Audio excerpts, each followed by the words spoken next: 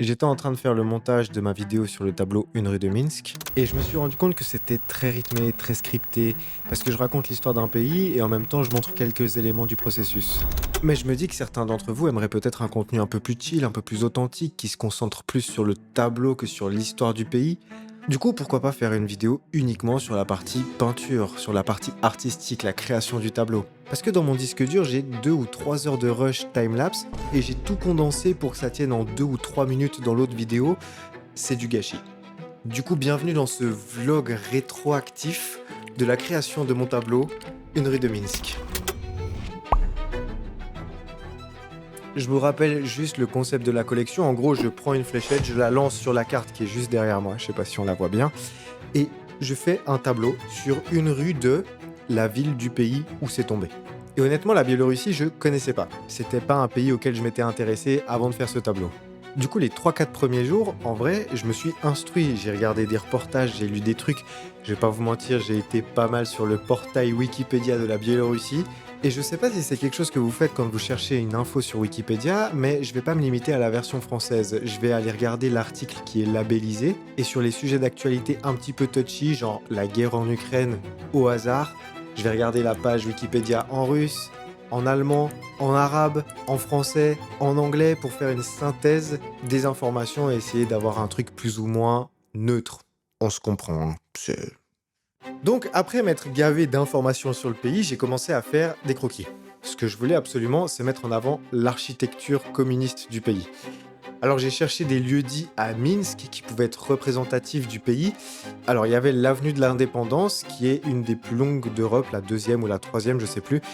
Et j'essayais de trouver un élément particulier à peindre dans cette rue, mais il n'y a rien qui me motivait. Du coup, j'ai été chercher ailleurs. J'ai hésité un peu avec la gare centrale de Minsk, qui est assez représentative de l'architecture stalinienne. Mais je sais pas, ça me parlait pas plus que ça. Vous savez, le feeling, je peux pas expliquer, c'est comme ça me parlait pas, j'ai pas voulu faire. Ensuite, j'ai trouvé la place de l'Indépendance, ça me plaisait bien, c'est une grande place démesurée avec des grands bâtiments communistes tout autour. Juste à un endroit, il y a une église rouge qui ressort et qui tranche vraiment avec le reste de l'environnement et je trouvais ça sympa. Alors, j'ai commencé à faire des croquis sur cette place.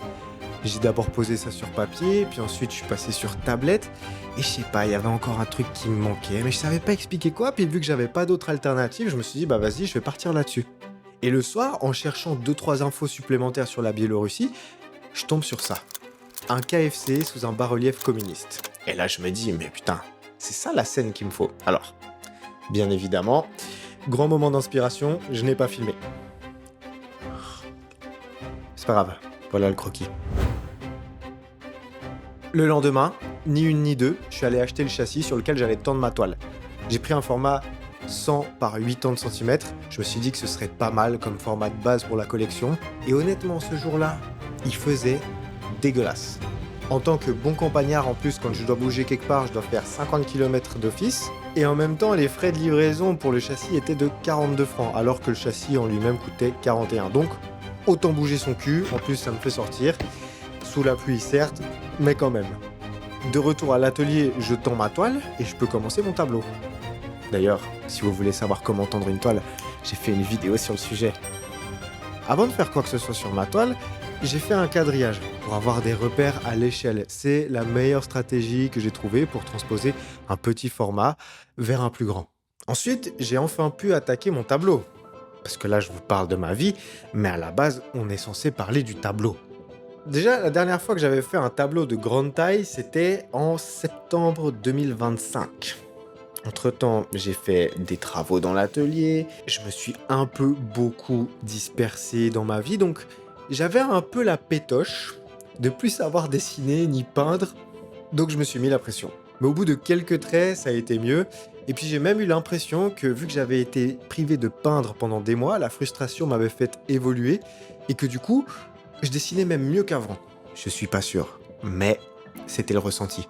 Bon, après j'ai recommencé à stresser quand j'ai commencé la fresque centrale avec autant de visages. Le fait que le style de la fresque, ce soit quelque chose que je n'avais jamais expérimenté. En plus, reproduire l'œuvre d'un autre artiste et puis une sculpture en peinture. Enfin, bref, c'était super dur. Et j'avoue que j'appréhendais le moment où j'allais devoir peindre tout ça. Je me suis dit, mon Dieu, mais dans quoi je me suis lancé encore? J'étais même en train de me dire, oh là là, j'ai encore mis la charrue avant les bœufs. Qu'est-ce que t'es en train de faire, Quentin? Mais ça s'est bien passé. Mais au final, j'étais tellement content de revenir à la peinture que ce petit stress, ça m'a peut-être même motivé encore plus. Et puis ça a été passager, l'appréhension a été de courte durée. Ensuite, j'ai dû croquer le personnage au premier plan. Alors, comparé au croquis, j'ai fait quelques modifications parce que la fresque, finalement, c'est copier ce que les photos montrent, mais le personnage, il est imaginaire. Donc, j'ai dû lui donner des traits et une personnalité, une identité sur base de rien. Il n'y a pas de modèle. Enfin, oui, mais enfin, vous comprenez, c'est pas une personne qui existe. Et vu la gueule qu'elle avait sur le croquis de la tablette, bah, j'avais encore pas mal de taf sur ce plan-là. Et pour les 544 personnes qui me suivent, merci beaucoup. Vous savez que de base, j'ai peint beaucoup de noir. Du coup, j'avoue que les traits du visage d'une blanche, c'est pas ce que je maîtrise le mieux. Alors, j'avoue que là, de nouveau, je me suis remis la pression en mode vas-y, je vais pas réussir à lui donner un visage de blanche, ça va être raté, les gens ils vont pas aimer, je vais pas aimer, catastrophe, mais en fait ça va. Je me suis juste mis la pression, inutilement, une fois de plus. Par contre, j'ai décidé de changer son outfit parce que j'avais pas envie que la plastique de la femme soit sujette à débat, parce que c'est pas le sujet du tableau et que c'est quelque chose qu'on m'a déjà reproché dans le passé, alors que mon intention n'était pas là, mais j'entends que ça puisse être mal interprété par certains. Du coup, étant donné que le tableau est déjà bien chargé avec un message assez costaud, on va s'éviter des débats inutiles. J'ai terminé mon croquis et vu que je venais de refaire l'atelier, j'ai protégé le mur. Non, parce que abîmer la paroi alors qu'elle vient d'être faite, j'ai pas trop envie. Et puis ensuite, j'ai appliqué ma couche de fond pour pouvoir boucher tous les petits points blancs et avoir une toile bien tendue pour commencer les choses sérieuses. Alors, petit disclaimer, j'ai fait des bêtises avec la balance des blancs. Ce jour-là, j'ai inversé la balance des blancs de nuit avec la balance de blanc de jour. Donc c'est pas beau. Ceci étant dit, on va de toute façon pas s'éterniser sur cette partie-là vu que c'est le ciel et que le bâtiment en arrière-plan vraiment rien d'extraordinaire. J'ai juste remplacé le bleu qu'il y avait sur le croquis par un ciel gris. Je trouvais que ça faisait un peu mieux ressortir les lettres en haut du bâtiment. Donc pour obtenir cette couleur, j'ai mélangé du brun Van Dyck avec du blanc, tout simplement. Pareil pour le bâtiment, c'est ce que je disais dans l'autre vidéo, je m'y suis pris comme un manche. J'ai pas attendu que ça sèche comme il faut, du coup j'ai dû faire des retouches parce que ça arrachait quand j'enlevais le scotch, enfin bref. Et c'est là que j'ai senti que j'avais pas peint depuis longtemps. Ce genre de choses normalement c'est acquis depuis des années.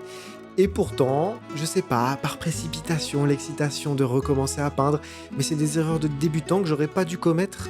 Et en revoyant les rushs, je me sens un peu con, j'avoue. En ce qui concerne le mélange de peinture, j'ai utilisé la même base, le brun Van Dyck, qui va nous accompagner tout au long de ce tableau, mais aussi avec une pointe de jaune pour réchauffer un tout petit peu le ton et donner un aspect un petit peu plus bétonné. Une fois ce petit moment de faiblesse passé, j'ai attaqué le vif du sujet, le centre de la toile, avec le bas-relief qui, honnêtement, m'a pris 3 jours et demi à faire. Je voulais garder comme base le brun Van Dyck, vu que c'est la couleur de référence dans tout le tableau, mais pour qu'il se différencie bien du ciel, j'ai décidé de le mélanger à part égale avec de la terre d'ombre brûlée.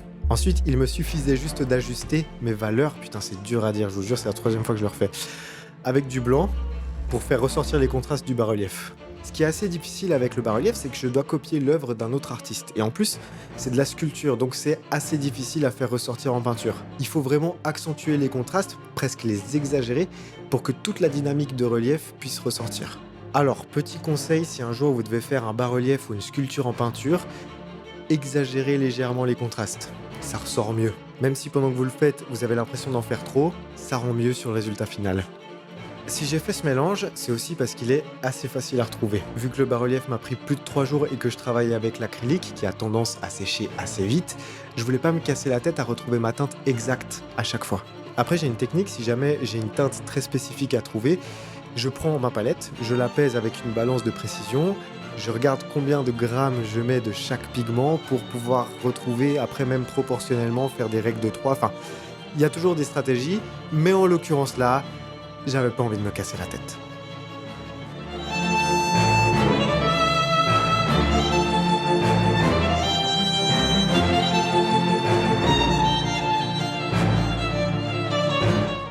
Après 3 jours de travail sur le bas-relief, j'ai enfin pu passer au KFC et à la pizzeria. Pour la vitrine du KFC, ça m'a fait penser à la peinture Nighthawks de Hopper.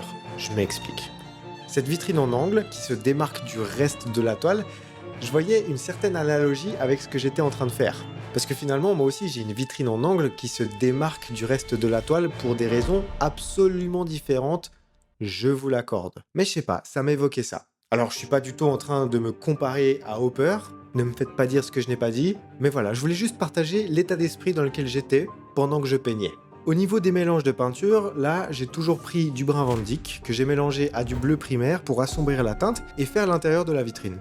Et pour tout ce qui est cadre de fenêtre un petit peu plus clair, un petit peu plus neutre, j'ai ajouté une pointe de rouge naphthol pour neutraliser la froideur du bleu, je sais pas si on dit comme ça, et j'ai éclairci le tout avec du blanc. Maintenant parlons peu mais parlons bien. Le deuxième sujet de ce tableau, après le bas-relief, c'est le KFC. Je vais pas vous mentir que je vais jamais au KFC. Déjà, en Suisse, on n'en a pas des masses, mais en plus, je suis pas très fast-food dans l'ensemble. Pourquoi je vous raconte ma vie? Parce que j'ai galéré à faire le logo. Et ça peut paraître stupide après avoir fait un bas-relief super compliqué, mais ça m'a demandé un effort de fou furieux. En plus, je sais pas si c'est que moi, mais personnellement, quand je commence à faire des lettres en peinture, c'est la merde. Au niveau des couleurs, là, j'ai utilisé du rouge naphthol et un petit peu de vert, que j'ai fait moi-même, du bleu et du jaune, rien de très compliqué, pour l'assombrir légèrement. Et pour le blanc des lettres et du logo, j'ai pris du blanc de titane, basique, mais j'ai rajouté une pointe de brun Van Dyck pour rappeler les tons subtilement et que ça colle au reste du tableau. Vu que l'atelier a été complètement rénové, j'ai pas encore pris toutes les marques en termes de positionnement de caméra. J'ai fait 2-3 tests avec des angles un peu plus sympas. Est-ce que ça donne bien? Pas forcément pour un vlog, c'est surtout un effet de style, enfin bref. Dites-moi dans les commentaires si ça vous plaît, ce genre de petits plans un petit peu plus audacieux, un peu plus travaillés, auquel cas j'en referai ou pas. Enfin bref, je me suis occupé de la pizzeria, j'ai pris les mêmes teintes de couleurs que pour la vitrine du KFC, et pour les néons, je me suis pas cassé la tête. J'ai pris du rouge naphthol de base, j'ai pris du jaune primaire pour la bande lumineuse, et j'ai éclairci le centre avec du blanc pour donner cet effet néon. Ensuite, je me suis occupé du reste de l'arrière-plan, avec les bâtiments qu'on voit à gauche et les rampes d'escalier. Vu que c'est des éléments secondaires sur lesquels j'ai pas envie que l'œil s'attarde trop longtemps, j'ai réutilisé les teintes présentes ailleurs dans le tableau, par exemple le gris, un petit peu insipide que j'ai utilisé pour les cadres de la vitrine avec du brun Van Dyck, du bleu et du rouge, ou encore terre d'ombre brûlée avec du brun Van Dyck pour les escaliers. Ça me permet aussi de resserrer le regard sur la vitrine du KFC entre le bas-relief et les escaliers et de faire ressortir cette bande horizontale au centre de la composition. Bon, maintenant parlons des choses qui fâchent. Comme je vous l'ai dit avant, j'ai pris l'habitude de faire des peaux noires. Du coup, faire une peau blanche, c'était un giga challenge. Pour être honnête, la première teinte que j'ai obtenue était complètement foireuse et ça donnait juste un rose cochon pas beau. C'est pas grave, ce sont des choses qui arrivent. Mais du coup, je suis revenu aux fondamentaux, j'ai repris le mélange que je fais d'habitude, je l'ai éclairci, j'ai rajouté un peu de magenta pour réchauffer les tons, et tout s'est bien passé. Encore une fois, je stresse, je me pose trop de questions, je fais de la merde, tout va mieux quand je me fais confiance. Morale de l'histoire, quand vous savez faire quelque chose, commencez pas à réinventer la roue, vous savez faire tout droit. Donc, pour la teinte de peau, j'ai utilisé de la terre de sienne brûlée avec du magenta que j'ai éclairci avec du blanc ou assombri avec du brun Van Dyck, en fonction de la valeur dont j'avais besoin. Pour les lèvres, pareil, j'ai rajouté un petit peu plus de magenta. Les sourcils, c'est du brun Van Dyck pur. Là, j'avoue, j'ai fait aucun effort. Pour les yeux, j'ai mélangé un peu de terre de sienne, un peu d'ocre jaune, un peu de brun Van Dyck, et c'est passé comme sur des roulettes. Comme tout visage, ça prend du temps. Les ajustements, les détails, surtout que c'est au premier plan, c'est ce qui se voit le plus, donc faut faire attention, faut être minutieux. Et je crois que ça m'a facilement pris les 3/4 d'une journée, rien que pour le visage et la main qui fait chute. En ce qui concerne le t-shirt, j'ai repris cette fameuse teinte grise neutre en mélangeant du brun Van Dyck, du bleu et du rouge naphthol. J'ai voulu donner un style un peu oversize à son t-shirt parce que on est en 2026, c'est la mode. Il faut vivre avec son temps, à un moment. Même si je suis pas un exemple en termes de style vestimentaire, voilà. Après le t-shirt, je suis passé aux cheveux. Au début, sur le croquis, ils étaient bruns. Mais je sais pas, là j'ai eu une envie folle de faire des cheveux blancs tout d'un coup. Je trouvais que ce serait un peu plus lumineux dans cette atmosphère assez sombre, assez terne. Et puis, il faut le dire, je me suis rarement laissé l'occasion d'en faire, donc autant en profiter. Là, c'est un tableau qui se passe en Europe de l'Est. Les cheveux blonds, c'est quelque chose d'assez courant. Le mélange de peinture est pas très compliqué, hein. J'ai pris du jaune primaire, je l'ai mélangé avec une pointe de terre de sienne brûlée, et j'ai éclairci soit avec du blanc ou assombri avec du brun Van Dyck. Gros suspense. Pour le bonnet, je vais pas m'attarder dessus parce que c'est la même teinte que le t-shirt. Et honnêtement, il n'y a pas grand chose à dire sur un bonnet. Il me restait plus qu'une dernière chose à peindre, et pas des moindres, le téléphone qu'elle tend vers le spectateur. Ça peut paraître stupide, mais faire un écran en peinture, c'est pas si simple que ça. Parce que la peinture, c'est de la couleur soustractive, donc il faut retirer de la luminosité à une surface. Contrairement à une peinture, un écran, on ajoute de la luminosité avec des couleurs pour aller vers du blanc. Là, il y a sûrement des gens qui ont envie de m'étrangler parce que ce que je dis, c'est extrêmement vulgarisé. Mais on n'est pas là pour faire un cours sur la théorie des couleurs. Ce que je veux dire par là, c'est que pour qu'on voit sur une peinture qu'il s'agit d'un écran, il faut un peu abuser sur la saturation. Donc, au lieu de désaturer notre couleur avec un peu de blanc, un peu de brun Van Dyck, un peu de vert pour le rouge du KFC, bah là je vais utiliser du rouge vif et en plus de ça j'en ai mis plusieurs couches pour que le fond orange de la toile ne ressorte pas sous l'écran. Pareil pour le blanc de l'écusson, contrairement au logo du KFC que j'ai légèrement cassé avec du brun Van Dyck, là c'est du blanc de titane pur. Le jaune est pur, il y a juste les contours noirs du chevalier qui sont un mélange de brun Van Dyck et de noir. Là c'est le moment où les puristes de la peinture ils ont envie de m'assassiner mais c'est pas grave. C'est mon tableau, c'est ma vidéo, si vous n'êtes pas content, bah vous allez faire votre tableau et votre vidéo. Alors les derniers instants étaient assez euphoriques, contrairement au reste du tableau, j'écoutais un peu de musique, j'étais un peu dispersé, de toute façon c'était pas très difficile, c'était vraiment copier un écusson sans difficulté. Ça sentait la fin, j'avais envie de finir, il était tard, donc c'était plus relax. Je vous laisse avec quelques images du tableau parce que j'ai beaucoup parlé et que du coup peut-être vous aimeriez juste que je ferme ma gueule pour pouvoir voir le résultat.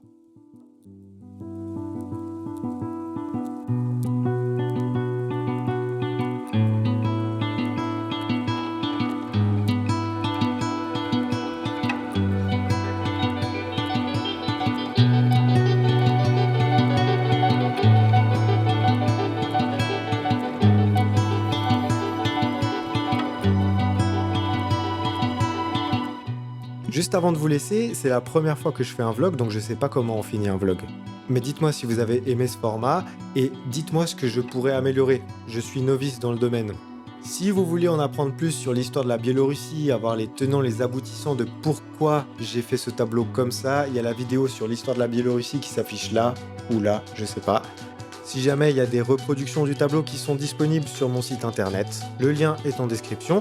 C'est moi qui les imprime, c'est un bon moyen de me soutenir, donc allez jeter un coup d'œil si ça vous intéresse. Il y a aussi d'autres tableaux qui sont disponibles. Je serais curieux de savoir ce que vous pensez du tableau, donnez-moi votre avis en commentaire. Si vous voulez suivre mon activité artistique au quotidien, vous pouvez me retrouver sur Instagram, sur TikTok, sur YouTube Short dans une moindre mesure.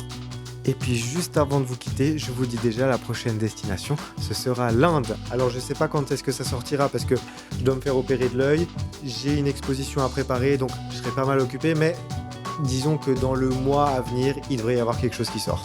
Allez, j'arrête de blablater pour rien, je vous laisse là-dessus, gros bisous.